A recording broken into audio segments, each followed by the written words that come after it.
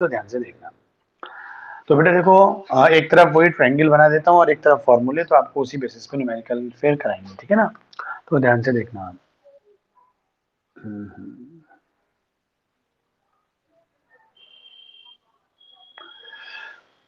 तो बेटा देखो, हमारे पास क्या है, जो रिलेशन बिटवीन है ना, रिलेशन बिटवीन जो मोल कॉन्सेप्ट बेसिकली होता है बेटा, वो होता क्या है ना, जो मोल कॉन्सेप्ट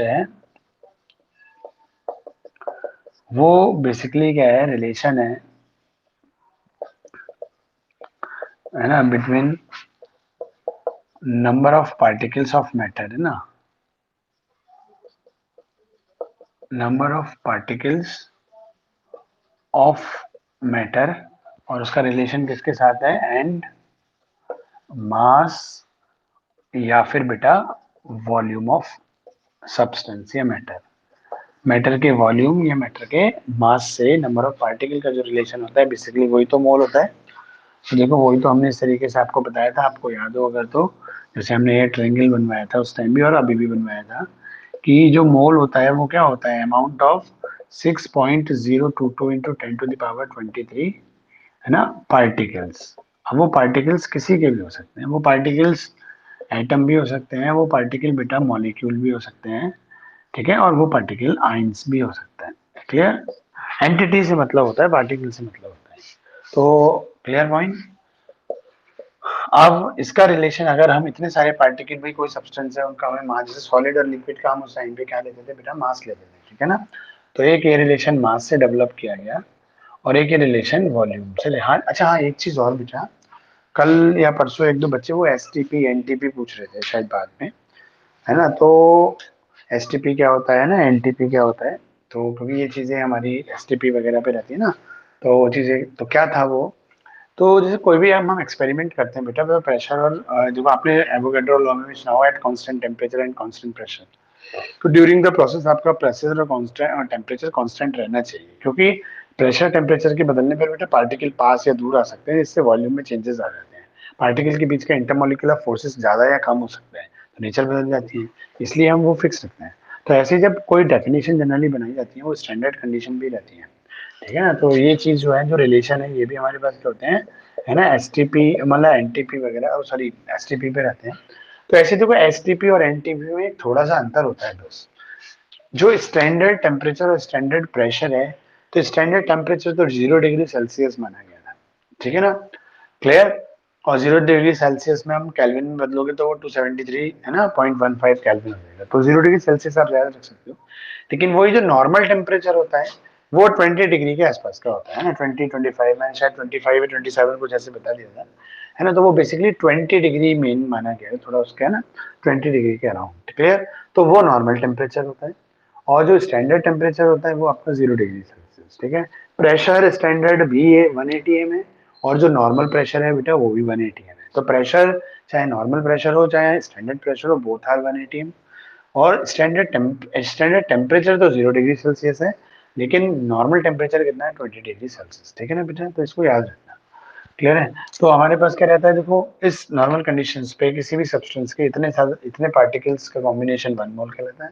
वो एटम भी हो सकते हैं, वो मोल, जैसे मैंने कल एक लास्ट में आपसे कहा था, इस ट्रायंगल के बगल में इसको लिख लेना, काम आएगा, ठीक है ना। जैसे mass of one atom of this, है ना, आयरन था या कॉपर था जो भी था, जो है ना, और मास ऑफ 1 मोल एटम्स, तो 1 मोल के आगे एटम या मॉलिक्यूल लिखना बहुत जरूरी होता है, कि भाई एंटिटी जो है, पार्टिकल जो है, वो है क्या, वो एटम है कि वो मॉलिक्यूल है बेटा, ठीक है ना। तो ये बताना थोड़ा इंपॉर्टेंट होता है। क्लियर। चलो, अब इसके बाद जब मास से रिलेशन डेवलप किया, तो मैंने क्या बताया था, याद करो कल, है ना, एटॉमिक मास इन ग्राम, यही था। या फिर अगर वो एंटिटीज बेटा मॉलिक्यूल हैं, तो हम क्या बोलेंगे, मॉलिक्यूलर, है ना, मास इन ग्राम, यही बताया था। और ये दोनों ही क्या कहलाते हैं बेटा हमारे, इन दोनों को ही हम क्या बोलते हैं, मोलर मास। तो 1 मोल एटम्स का मास, वो भी मोलर मास है बेटा, 1 मोल मॉलिक्यूल का मास, वो भी मोलर मास है। तो मुझे लगता है अब आप इसमें कंफ्यूज नहीं होंगे। मॉलिक्यूलर मास एक अलग चीज है, मॉलिक्यूलर मास 1 मॉलिक्यूल का मास होता है, जिसकी यूनिट एमयू में आती है, ठीक है।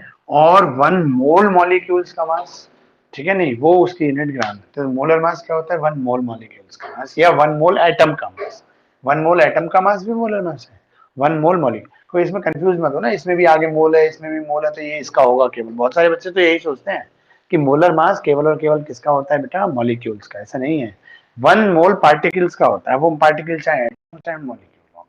क्लियर है पॉइंट? तो इस तरीके से बेटा हमारे पास ये चीज है। अब देखो क्या होता है, और एक वॉल्यूम से रिलेशन लिया गया, तो वॉल्यूम का रिलेशन गैस पे था, तो आप ऑफ एनी गैस, आप किसी भी गैस के, ठीक है ना, 22.4 लीटर ले लीजिए, उसमें 1 मोल होगा, है ना, और 1 मोल में इतने पार्टिकल। ठीक है, चलो अब देखो यही बुक में बेटा आपको मैं नीचे फॉर्मूले भी लिख देता हूँ। ठीक है ना, इधर तो मैंने ये लिख दिया, और नीचे फॉर्मूले, क्योंकि इधर क्वेश्चन करा देंगे। तो इधर देखो हमारे पास क्या होता है, वो जो मोल के फॉर्मूले हैं 3, वो क्या क्या है। एक मोल बराबर आप पढ़ के आए हो क्या, है ना बेटा, गिवन मास अपॉन बेटा आपका क्या है, मोलर मास। यही पढ़ के आए हो बेटा, क्लियर है ना। तो मोलर मास क्या होता है, यही सब्सटेंस के एटॉमिक मास को ग्राम में लिख दो, या सब्सटेंस के मॉलिक्यूलर मास को ग्राम में लिख दो, वो बन जाता है मोलर मास। ठीक है बेटा, एक आप पढ़ के आए हो बेटा आपके पास मोल का, कि गिवन वॉल्यूम, ठीक है, गिवन वॉल्यूम ऑफ सब्सटेंस, है ना, given mass of substance upon molar mass of the substance. ठीक है, ऐसे गिवन वॉल्यूम ऑफ सब्सटेंस, और इधर क्या होता है, मोलर वॉल्यूम। तो मोलर वॉल्यूम फिक्स है, कितना है जी, 22.4 लीटर। ये आपका क्या है, मोलर वॉल्यूम फिक्स होता है बेटा। ठीक है ना, क्लियर है, याद रहेगा ना आपको, पहले से ही पता है, ये 9th क्लास में आप करके आए हो, मैं कोई अभी नई चीज नहीं पढ़ा रहा हूँ, मैं कई बार पहले भी कह चुका हूँ। पहली यूनिट में 60 to 70% पोर्शन बेटा आपका 9th वाला ही है ना, तो 9th और 10th वाला। लेकिन जो बाद वाला इसी चैप्टर का बेटा, इसी यूनिट का जो बाद वाला है, कुछ जो पोर्शन है जो अलग है 30 to 40%, वो आप तब तक नहीं कर पाओगे जब आपका ये छोटी छोटी बातें नहीं आती, है ना, यूनिट कन्वर्जन, साइंटिफिक नोटेशंस, है ना, ये सब छोटी छोटी नहीं आती, तो आप आगे वाली चीजें भी नहीं कर पाओगे। ठीक है ना, चलो। तो आप देखो हम क्या करते हैं, गिवन मास अपॉन, है ना, तो ये हो गया, और एक हमारे पास क्या होता है, याद करो, मोल इक्वल टू, है ना, number of particles in given, number of particles in given substance, ठीक है, अपॉन एवोगैड्रो नंबर, मतलब मोलर पार्टिकल क्या होते हैं, एवोगैड्रोज नंबर।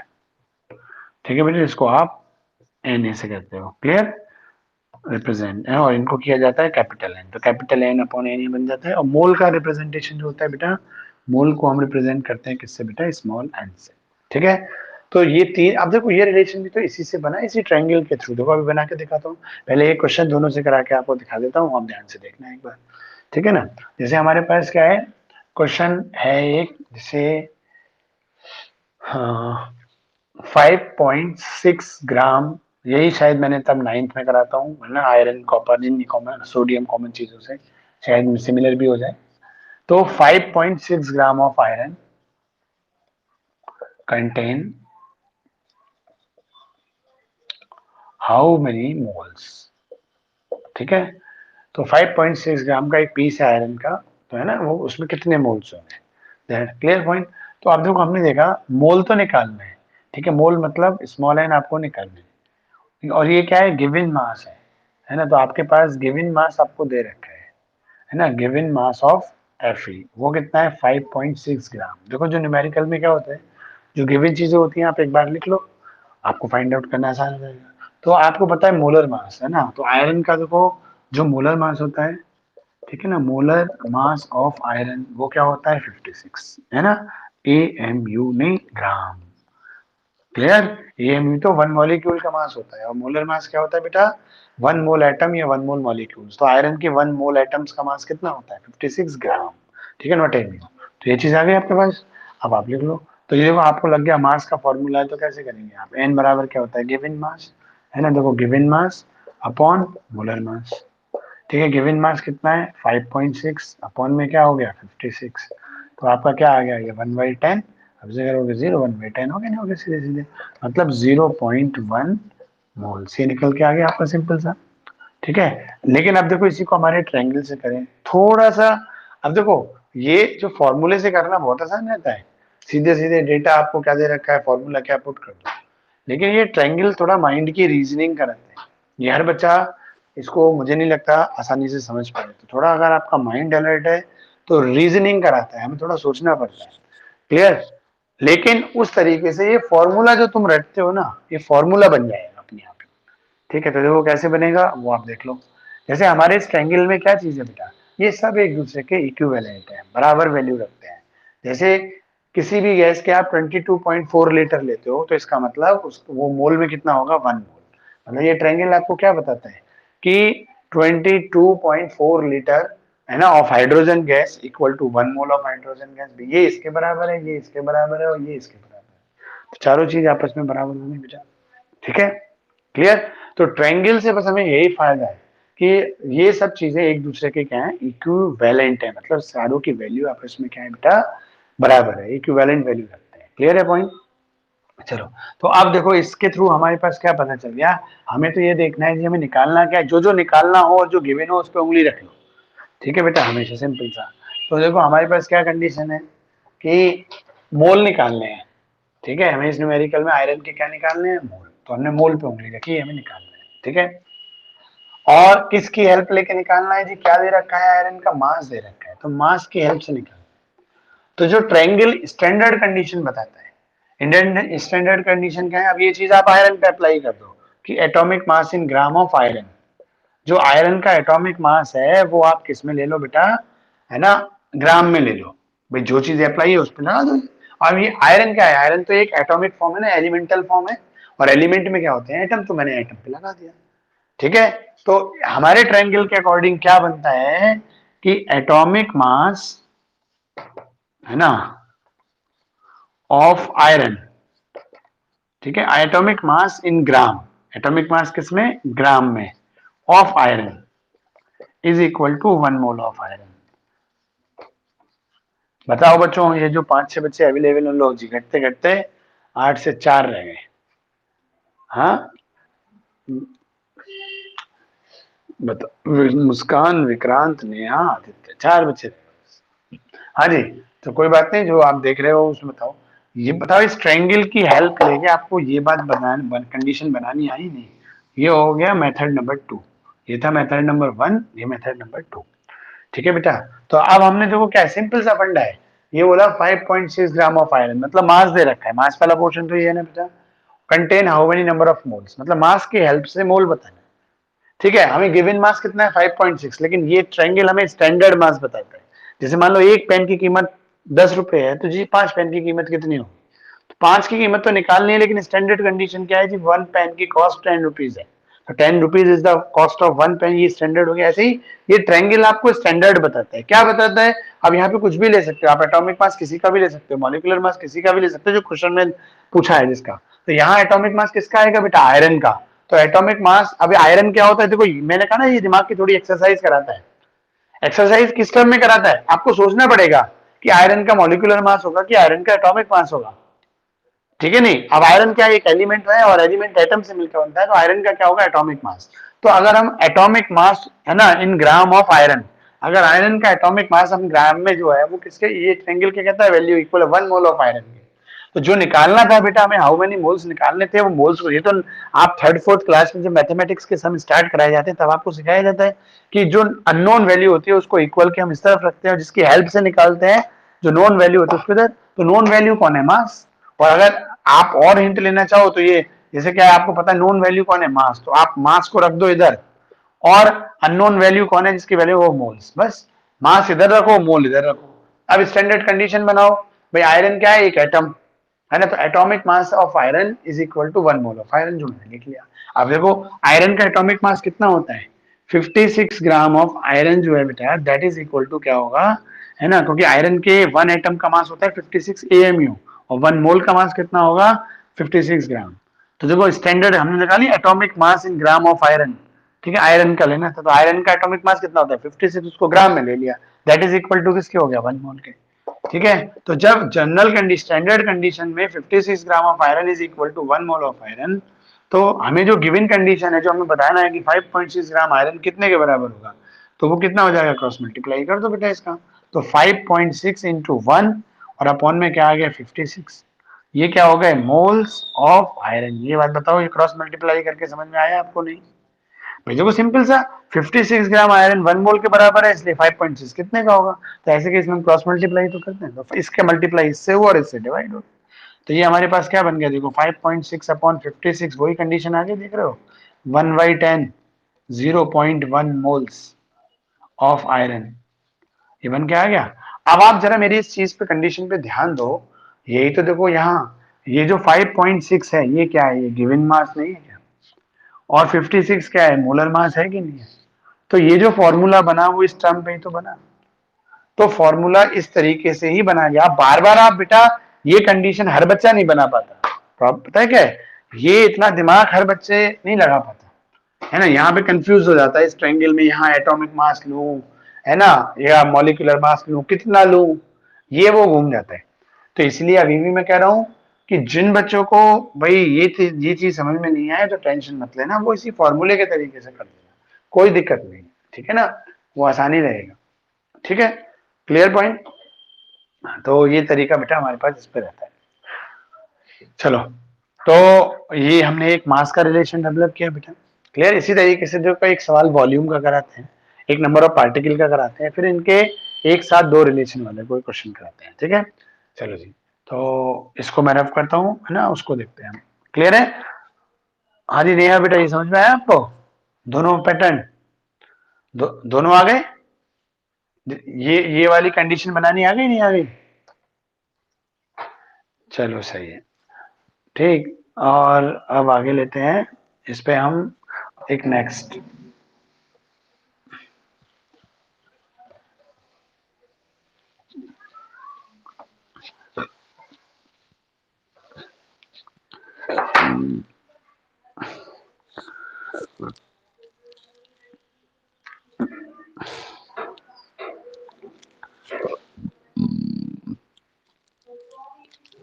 देखो बेटा इसमें एक क्वेश्चन दे रखा है, हाउ मेनी, बहुत अच्छा क्वेश्चन है, एक साथ कई सारी चीजें हैं आपको इसमें निकालनी हो जाएंगी। चलो अभी, लेकिन चलो इसको बाद में कराता हूँ, पहले छोटा सा क्वेश्चन ही कराते हुए। देखो इसमें ये कह रहा है कि calculate the number of molecules present in, मैं क्वेश्चन में लिख देता हूँ बेटा आपके सामने, क्या है,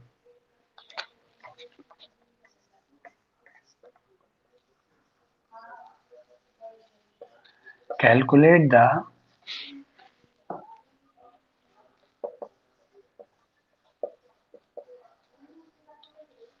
calculate the number of molecules of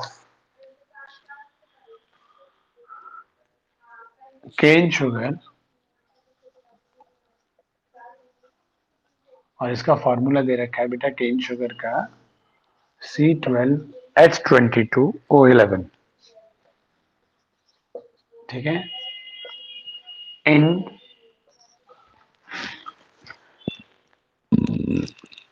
34.20 gram of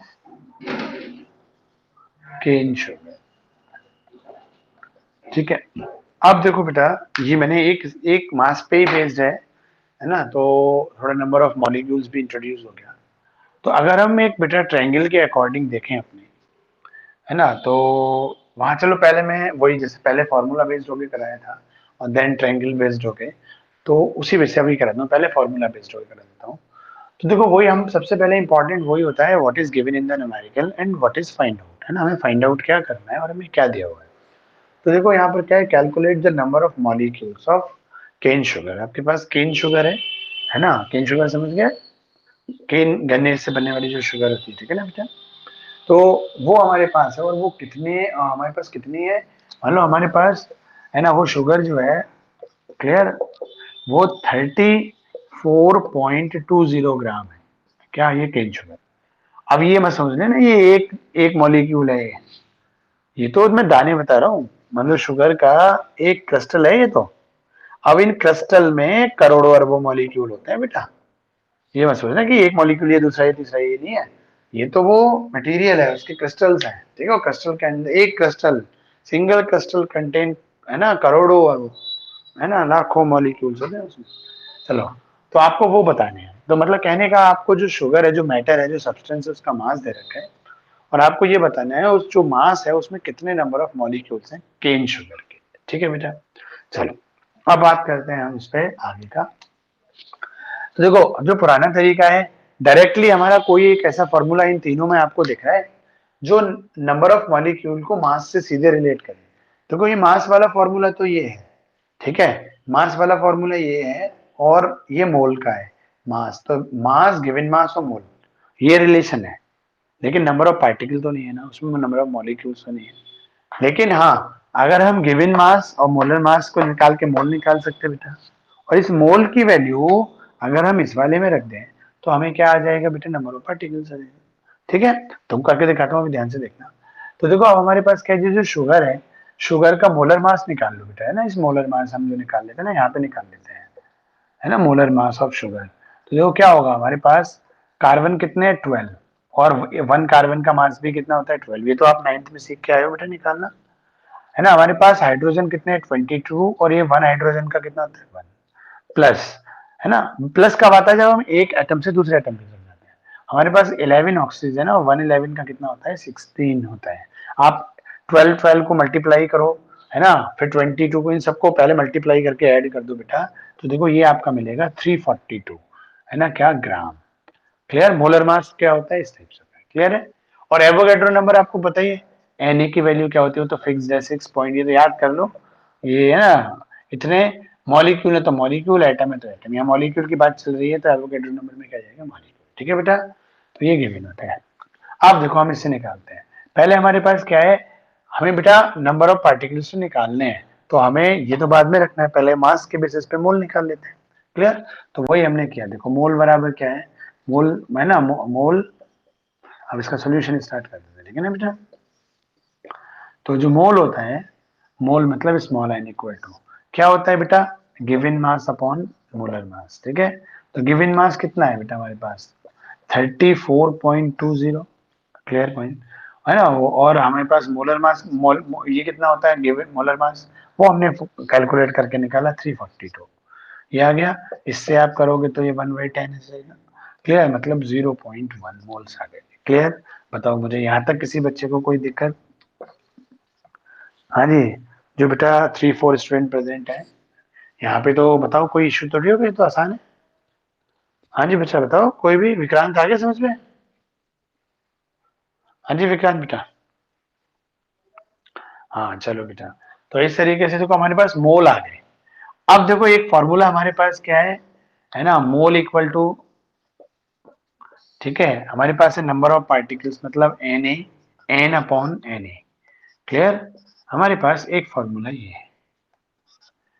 clear, अब बेटा मोल थोड़ी बदल जाएंगे भाई, जो हमारे पास ये मान लीजिए मैंने डायग्राम मिटा दिया, मान लीजिए शुगर थी बेटा, इस शुगर के जो भी मास है उस मास में जो नंबर ऑफ मॉलिक्यूल है, तो मास का ही रिलेशन देखो किससे होता है, मोल से, नंबर ऑफ पार्टिकल का मोल से।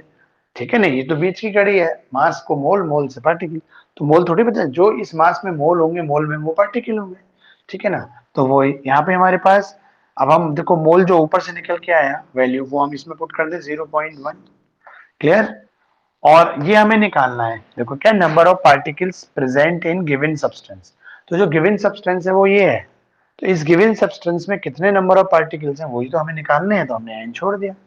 क्लियर पॉइंट, और एन ए क्या है, वो एक फिक्स वैल्यू है 6.022 इंटू 10⁻23। तो यहाँ से आप एन बराबर कितना आ जाएगा 6.022 इंटू 10⁻23, इंटू में क्या आ जाएगा 0.1, और 0.1 से करोगे तो बेटा एक हमारा डेसिमल और कम हो जाएगा। ठीक है, तो ये हो गया 6.022 इंटू 10⁻23 मॉलिक्यूल्स ऑफ, है ना, केन शुगर।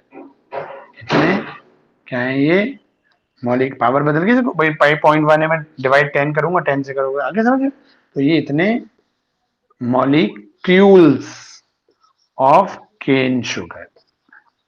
हाँ जी, तो देखो नाइन्थ में आप, मैं देखो कोई नए सवाल नहीं करा रहा, सेम जो क्लास में आपके नाइन्थ में आप करके आए हो बेटा, उन्हीं क्वेश्चंस की हेल्प लेके आपको समझा रहा हूँ।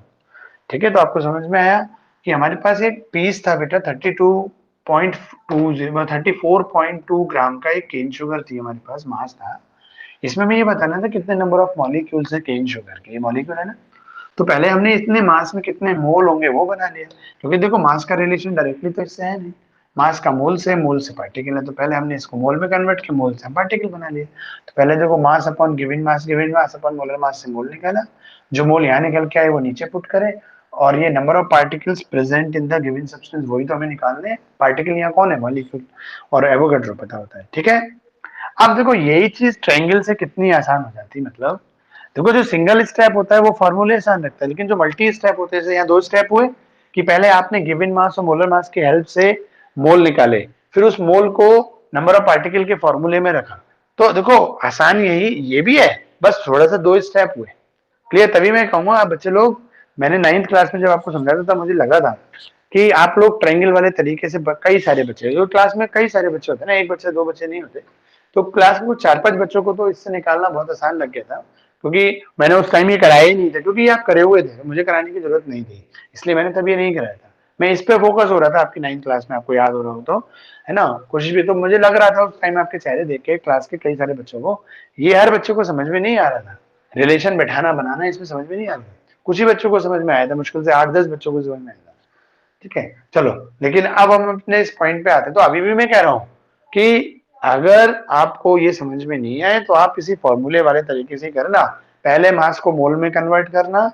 लेकिन ट्रायंगल आपको देखो इस न्यूमेरिकल को करने में फॉर्मूले में भी हेल्प करेगा, कैसे, जैसे आपको गिवन मास था, गिवन मास से आप डायरेक्ट क्या निकाल सकते हो, जो एक दूसरे जुड़े हैं वही तो निकाल सकते हो। तो गिवन मास से आप क्या निकाल सकते हो, मोल, तो आपने पहले मोल निकाल लिए, फिर मोल को किस में कन्वर्ट कर सकते हो, पार्टिकल में, मतलब मॉलिक्यूल में। तो क्या क्या कब कौन सा, पहले कौन सा फॉर्मूला यूज करें, बाद में कौन सा यूज करें, बीच की कड़ी कौन है, तो ये ट्रायंगल का डायग्राम फिर भी आप याद करिएगा, रखिएगा, मतलब क्योंकि ये आपको फॉर्मूला यूज करने में भी हेल्प करेगा। अब चलो बेटा, अब हमारे पास देखो सीधा सा फंडा है, मैंने आपसे बोला इस ट्रायंगल में जो भी चीजें प्रेजेंट है वो एक दूसरे के इक्विवेलेंट है, इक्वल वैल्यू रखते हैं, समझ में आया नहीं। तो हमारे पास क्या कंडीशन है कि अब ये मास बराबर किसके होगा, मोल के, और मोल बराबर किसके होगा बेटा, इसके, होगा नहीं होगा, ठीक है। तो बस अब देखो मैं इसको रफ करके ट्रायंगल वाले तरीके से बता देता हूँ ना, तो ध्यान से देखना, ठीक है। तो इसको रफ कर देता हूँ ना, वहां हम डायरेक्टली कैसे कर सकते हैं, देखो बेटा, अब हमारे पास ट्रायंगल स्टैंडर्ड कंडीशन हमें बना के दे रहा है, क्या बना के दे रहा है, हमें पता है देखो ये मॉलिक्यूल है, तो अब मैं एटॉमिक मास इन ग्राम लिखूं या मॉलिक्यूलर मास इन ग्राम लिखूं।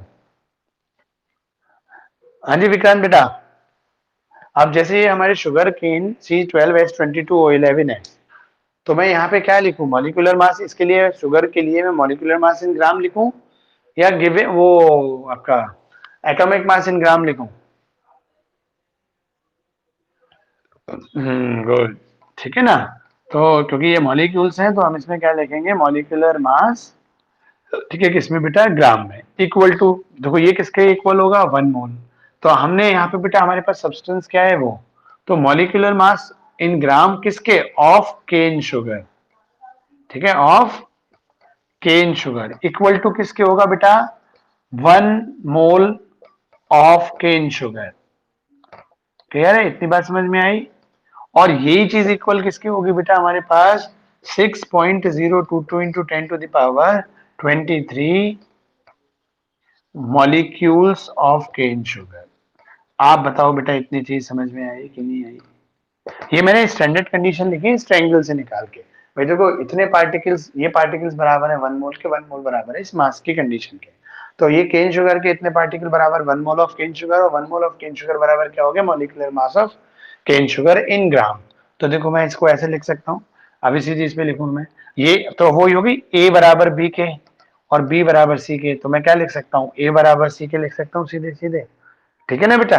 तो अब देखो मैं यहाँ क्या करूं, मैं ए बराबर सी के कर देता हूँ सीधे सीधे, तो मैं इसकी वजह से ये लिख सकता हूँ, देखो यहाँ पे मॉलिक्यूलर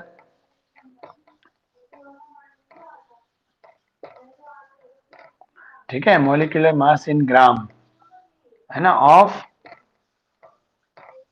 केन शुगर, मैं ये लिख सकता हूँ भाई, ये बराबर इसके और ये बराबर इसके। क्लियर, तो मैं लिख सकता हूँ जी क्या, मॉलिक्यूलर मास इसके बराबर। अब बस स्टैंडर्ड, अब आप लगाओ, मोलर मास हम निकाल चुके हैं, तो क्या कंडीशन है, 342 ग्राम ऑफ केन शुगर, ठीक है, शॉर्ट में लिख देता हूँ, in cane sugar is equal to क्या हो गया, 6.022 इंटू 10⁻23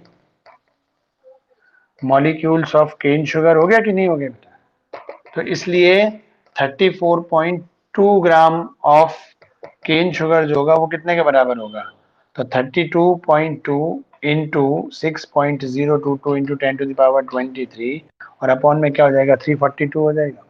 ठीक है, अब आप इसको कर लीजिए, इससे जाएगी ये 10 आ जाएगा, ये इससे कटा, तो आप देखो मैं इसका आंसर, अब आप देखो ये 10 से डिवाइड करोगे तो क्या बन जाएगा 6.022 इंटू 10⁻23। ठीक है, मॉलिक्यूल्स ऑफ केन शुगर बन गया बेटा, नहीं बन गया? बताओ बच्चों, समझ में आया कि नहीं आया? तो देखो अब यहां से सीधे एक रिलेशन बना। तो देखो हम कंपटीशन में तो हम क्या करते हैं बच्चों, ये तो लिख के दिखाना है तो इतना बड़ा लेंथी होता है, नहीं तो कंपटीशन में तो बहुत आसान हो जाता है, वर्बली हो जाता है कि देखो आप ये साइड भी निकाल ही चुके, तो आपने बस ये देखा कि भाई ये बराबर इसके, ये बराबर इसके, डायरेक्टली आपने क्या कर दिया 342 बराबर किसके हो गया, इसके। तो 342 बराबर इसके, तो हमें कौन सा मास गिवन दे रखा है, और देखो कंपटीशन में तो पेन उठाने की जरूरत नहीं है, बिना पेन उठाए सवाल हो जाएगा। कैसे, आप देखो भाई जो 342 है वो बराबर इसके है ना, देखो 342 बराबर इसके है ना, और जो हमें गिवन मास है वो 34.2 है, तो ये 34.2 इस 342 का कितना है, 1/10 है कि नहीं? अगर मैं 342 को 10 से डिवाइड कर दूं तो मुझे ये मिल जाएगा, नहीं? तो जो हमें गिवन मास है वो स्टैंडर्ड मास का कितना दे रखा है, 1/10 दे रखा है, नहीं? तो पार्टिकल भी 1/10 हो जाएंगे, नहीं हो जाएंगे? भाई देखो जब मास, जो गिवन मास है वो स्टैंडर्ड मास का 1/10 है, तो इस स्टैंडर्ड मास में जो पार्टिकल होंगे वो भी तो उसी के क्या हो जाएंगे, उसी रेशो में कम हो जाएंगे, नहीं? तो जब मास 10 गुना कम हो गया बेटा, ठीक, तो पार्टिकल भी 10 गुना कम हो जाएंगे। तो आप 6.022 इंटू 10⁻23 को जब 10 से डिवाइड करोगे, देखो सीधे सीधे ये वाली कंडीशन बन गई, नहीं? मैं वो बताना चाह रहा हूँ कंपटीशन में ये चीज वर्बली कैसे खत्म होती है, कि ट्रायंगल से हम हेल्प लेते हैं इस बात की कि भी सवाल में क्या दिया है और क्या पूछा है।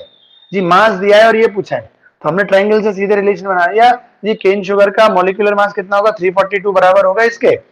हमने देखो इस ट्रायंगल बना रखा है, उसी से हमारा हो जाएगा सीधे सीधे कि भाई 342 ग्राम बराबर इतने के होंगे, और हमें कितना दे रखा है ये, तो ये इसका 1/10 है, ये इसका क्या है 1/10 है कि नहीं है? तो जी पार्टिकल को भी 1/10 कर दो, तो देखो पार्टिकल को हमने 1/10 कर दिया, तो सीधे निकल के आ गया। तो आप चारों ऑप्शन एकदम फटाक से ऑप्शन को चूज कर लोगे, ठीक है, बिना पेन उठाए, ठीक है, नहीं? तो कंपटीशन में बहुत फायदा देता है, लेकिन करने के लिए आप चाहे फॉर्मूले वाला तरीका अपनाओ 11th-12th में, क्योंकि वहां तक तो बेटा करके आना पड़ता है, ठीक है, नहीं? आपको पूरा एक्सप्लेन करना पड़ेगा तब आपको नंबर मिलेगा। तो चाहे आप वो दोनों जो इससे पहले मैंने फॉर्मूले के तरीके बताया, आप चाहे उस तरीके से कर दो, चाहे बेटा आप इस तरीके से कर दो, ठीक है? हाँ जी बताओ। तो ये वाला वे बेटा आप सब बच्चों को समझ में आया, यहाँ तो कोई इश्यू नहीं है? हाँ जी बच्चों बताओ, मुस्कान बेटा समझ में आया? हाँ जी मुस्कान बेटा, मुस्कान आवाज आ रही है मेरी? चलो कोई नहीं, नया आपको आया, ठीक है ना? तो ये चीज है। और जो बाद में मैं वर्बली वाली चीज बोल रहा था कि आप वर्बली बिना पेन उठाए कर सकते हो, वो चीज आई समझ में या ऊपर से निकल गई?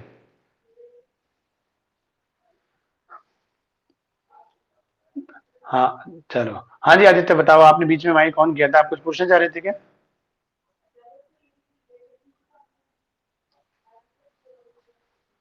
कहाँ लिख रखा है? यहाँ, यहाँ पे? अच्छा ओके ओके ओके, हाँ ठीक ठीक, यहाँ 22 आएगा, गुड। क्योंकि 10 से डिवाइड करने के बाद वो क्या बन जाएगा, है ना, इससे डिवाइड करना 10 में 22, ठीक है ना? हाँ ये चीज है, ठीक है। तो आदित्य वो लास्ट वाली चीज समझ में आई जो मैं एक बताना चाह रहा था, कि हम कंपटीशन के, जब आप मान लो कोई कंपटीशन में करने बैठे, तो आपको देखो कंपटीशन में हमारे पास इतना टाइम नहीं होता, हमारे पास 1 मिनट होता है मुश्किल से, और 1 मिनट में हमें क्वेश्चन को पढ़ना भी है, समझना भी है और आंसर भी निकालना है। तो अगर ऐसे करने बैठ जाओगे तो 5 मिनट खर्च हो जाएंगे, नहीं? और वहीं आपको ट्रायंगल में बस देखो, अच्छा केन शुगर दे रखा है, केन शुगर का मोलर मास निकालने में जो टाइम लगना है वो लगना है बस, क्योंकि ये गिवन नहीं आता, ये निकालना पड़ता है। तो इसे निकालने में जो टाइम लगा जी 342 लगा, तो सीधे 342 बराबर 1 मोल, 1 मोल बराबर इसके, तो 342 बराबर इसके। और हमें गिवन मास कितना है, तो गिवन मास इसका क्या दे रखा है। और देखो याद रखना, कंपटीशन में न्यूमेरिकल जनरली 80% न्यूमेरिकल्स ऐसे आते हैं बेटे जिसकी कैलकुलेशन भयंकर नहीं होती, कैलकुलेशन ऐसी होती है सीधा सीधा कट जाए, है ना, कोई 2 टाइम्स 1/2, है ना, 3 टाइम्स 1/4, ऐसे करके सिंपल सिंपल होती है, जो सीधे सीधे कट जाए या सीधे सीधे मल्टीप्लाई हो जाए। तो यहाँ भी तो देखो वही हुआ कि और अगर हम मल्टीप्लाई करने बैठ जाते अभी तो फिर वही बोल पाएंगे इसका डेसिमल हटाओ ये करो, नहीं तो हमने सीधे सीधे हमने बस रेशो देख लिया कि जो गिवन मास है वो मोलर मास का 1/10 है। तो जब गिवन मास मोलर मास का 1/10 हो गया तो पार्टिकल भी क्या हो जाएंगे 1/10। भैया मास ही 10 गुना कम हो गया बेटा है, और 10 टाइम्स कम हो गया तो पार्टिकल्स कम नहीं होंगे मास के साथ साथ, तो उतने ही कम होंगे जो रेशो में, रेशो तो बराबर ही रहेगा ना। ठीक है ना बेटा, चलो ये चीज थी। ठीक है, तो इस तरीके से कल मैं आपको कुछ, आज तो क्या हुआ देखो मास के ही, मास और मोल और पार्टिकल का ही रिलेशन हो पाया। ठीक है, कल मैं आपको कुछ क्वेश्चंस ऐसे कराऊंगा जिसमें हम वॉल्यूम को रिलेट करेंगे मोल से और वॉल्यूम को पार्टिकल से। ठीक है, एक चीज जैसे आज तुमने ये करा ना, मास को रिलेट किया मोल से और मोल को पार्टिकल से, कल कराएंगे वॉल्यूम को मोल से, मोल को पार्टिकल से, और साथ ही साथ एक ऐसा भी कराएंगे जिसमें मास और वॉल्यूम को रिलेट करेंगे। ठीक है ना बेटा, तो ये वैसे इन जनरल नहीं आता, इन जनरल यही आता है मास को रिलेट करते हैं मोल से, या मास को रिलेट करते हैं पार्टिकल से, या वॉल्यूम को रिलेट करते हैं मोल से, मोल को इससे, जनरल सवाल यही होता है 95%। लेकिन कुछ ऐसे भी होते हैं कि किसी चीज का मास दिया हुआ और आपसे पूछा वो कितने वॉल्यूम के इक्विवेलेंट होगा, सही है नहीं, किसी चीज का मास दे दिया और स्टैंडर्ड कंडीशन पे एसटीपी पे वो कितने वॉल्यूम के इक्विवेलेंट होगा, तो डायरेक्टली ये वाला भी। ठीक है नहीं, चलो जी, तो ये कल देखेंगे। ठीक है, तब आपको फिर इसकी एक्सरसाइज दे देंगे, है ना, कल तो सैटरडे है ना बेटा। हाँ, तो कल अपना ये टॉपिक हो जाएगा, फिर यहाँ तक के एलन के तो भेज दिए हैं, प्रदीप के और भेज देंगे जिसमें क्वेश्चन होते हैं ना, तो वो एक्सरसाइज में आप क्वेश्चंस करके देखना संडे में बैठ के। ठीक है ना, इस चीज के मोल कॉन्सेप्ट के, फिर मोल कॉन्सेप्ट को समझ, देखो एक मिनट बेटा, मोल कॉन्सेप्ट आपको समझ में आ जाएगा ना आसानी से, ये कैलकुलेशन तो आप स्टोइकियोमेट्री के जो न्यूमेरिकल होते हैं है ना वो भी आसानी से समझ पाओगे, क्योंकि स्टोइकियोमेट्री में रिएक्शंस और आ जाती हैं, और रिएक्शन में भी यही दिया होता है, एक सब्सटेंस का मास या वॉल्यूम और पार्टिकल पूछा होता है, वॉल्यूम पूछा होता है, पूछनी तो यही चीज है, लेकिन रिएक्शन को ऐड कर लेते हैं। तो वो रिएक्शन में मास वॉल्यूम पार्टिकल का रिलेशन तभी बना पाओगे जब आपको नॉर्मली आता होगा, जब नॉर्मली नहीं निकाल पा रहे तो आप रिएक्शन में कैसे निकालोगे इन चीजों को। ठीक है ना बेटा, तो स्टोइकियोमेट्री पे जो रिएक्शन बेस्ड क्वेश्चन है उसे समझने के लिए, है ना, और वो हमारे 9th में नहीं थे, ना के बराबर थे, एक का दुका थे, है ना। ठीक है, वो सीधे सीधे थे, तो वो एक अलग चीज आएगी मंडे से आपको। ठीक है, हाँ जी बताओ आदित्य क्या कह रहे थे आप बेटा।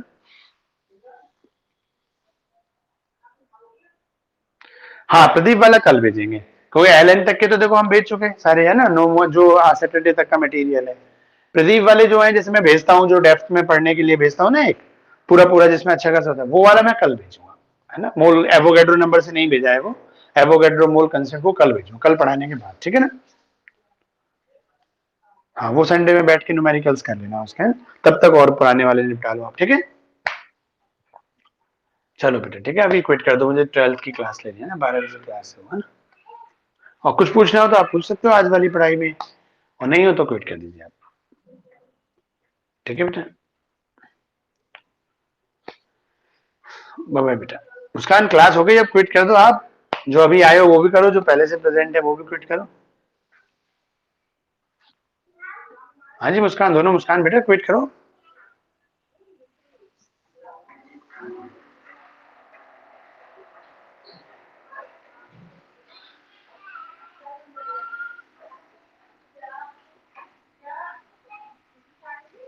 मुस्कान बेटा क्विट करो।